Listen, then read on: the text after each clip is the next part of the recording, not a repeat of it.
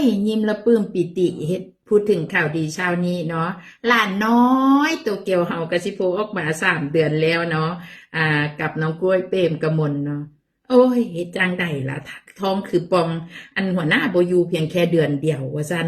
เออป่วยเปรมกมลติดตั้งแต่ตอนให้เมาเหล้าบนเวทีพุ่นละจำกันได้บ่พี่น้องคะ ตั้งแต่หันก็บ่ได้กินเหล้ามาอีกว่าซั่นติดท้องบ่ถึง3 เดือนบ่กล้าบอกไผมื้อนี้ออกมาเปิดเผยแล้วโอ้ยแม่ๆหวังว่าแม่ๆจะเข้าใจลูกเอ้ยชีวิตความเป็นจริงเนาะเออ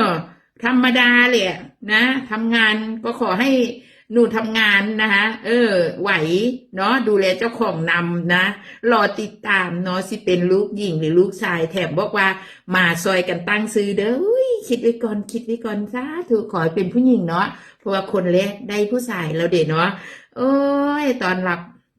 หลานน้อยกันเด้อพี่น้องค่ะอันนี้3 เดือนแล้วเหลืออีก6 เดือนเนาะ